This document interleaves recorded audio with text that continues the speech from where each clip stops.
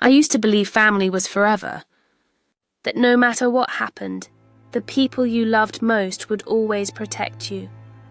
But life has a way of teaching lessons the hard way. Sometimes the ones you'd give everything for are the first to betray you. My name is Caroline, and I'm 52 years old. For most of my life, I lived for my family, my husband, James, and our 2 children, Ethan and Lily. I worked part-time at a bakery, cooked every meal, and made sure our home was filled with warmth and laughter. While James built his career, I built our life together brick by brick, sacrifice by sacrifice.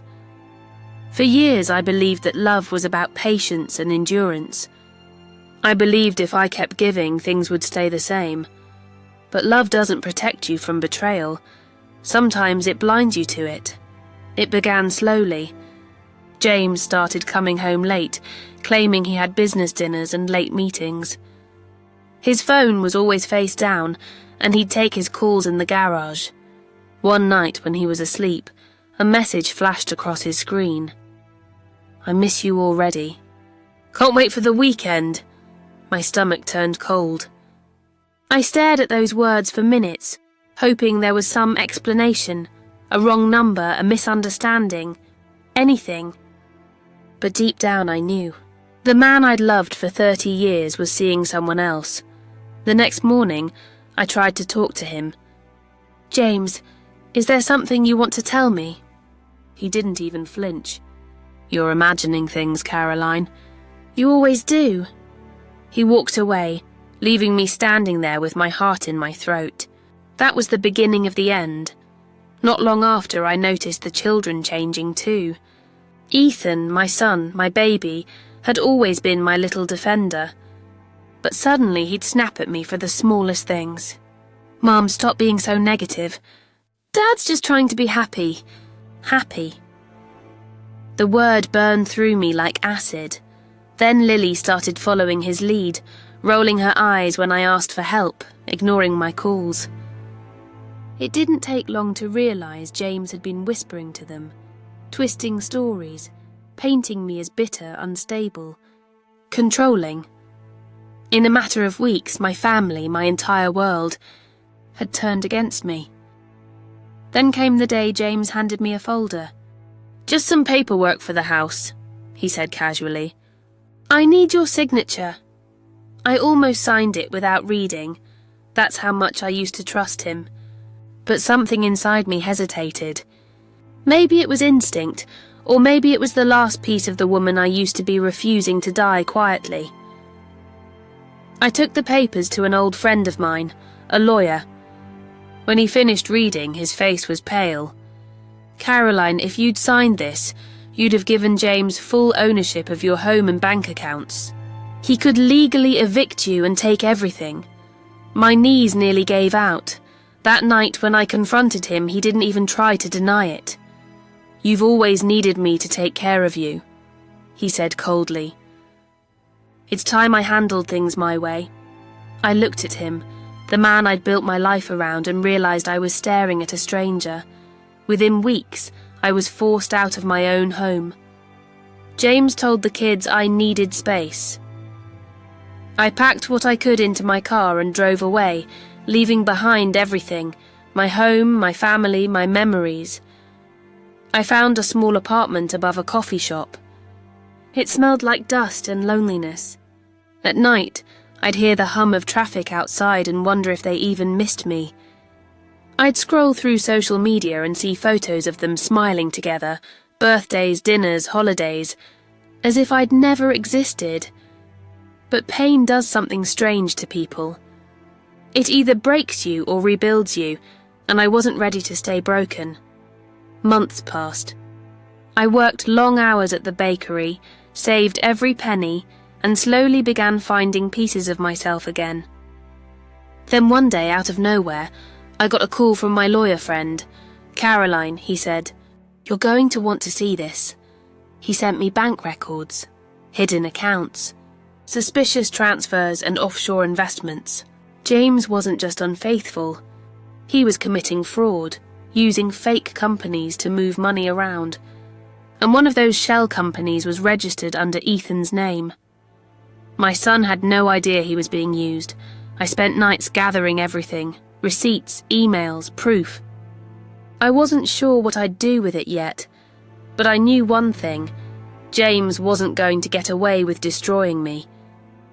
When I finally called him, his voice was dripping with arrogance. "What do you want, Caroline?" "Money?" "No," I said.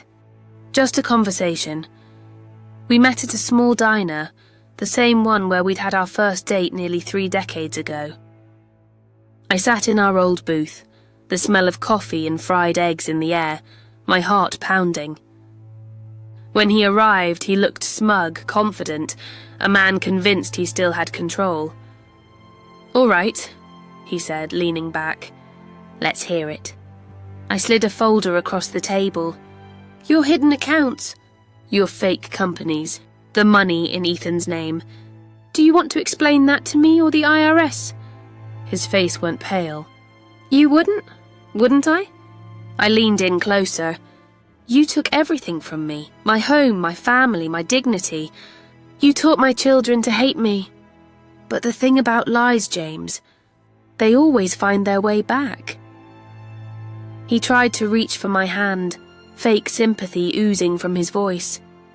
"Caroline, let's talk about this. We can fix it." I smiled for the first time in months. "You already did. You fixed me." And I walked out. Within days, it all began unraveling. The company was investigated, accounts were frozen, and lawsuits started piling up. His mistress left him, his business partners abandoned him, and the house he'd stolen from me. Sold by the bank to pay debts, karma had arrived, right on schedule. Weeks later, Ethan called me. His voice was broken, filled with regret. "Mom, I didn't know. Dad used my name for everything. I'm so sorry." For a moment, I said nothing. Then softly, "I know, sweetheart. I never blamed you. It took time, but both Ethan and Lily began to see the truth. They started visiting me again, slowly mending the bond that had been poisoned. As for James, he disappeared.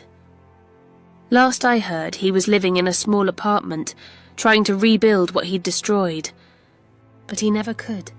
Some things, once broken, never heal. One sunny afternoon, I drove past our old house. It stood there, silent, empty, lifeless. The garden I once cared for was overgrown, the paint chipped, the windows dusty. It was a monument to what betrayal builds. Nothing. I parked across the street, looking at it for a long time. Then I whispered, "You can steal a home, but not peace. You can destroy trust, but not strength." Karma had done her work. Months later, I opened my own bakery.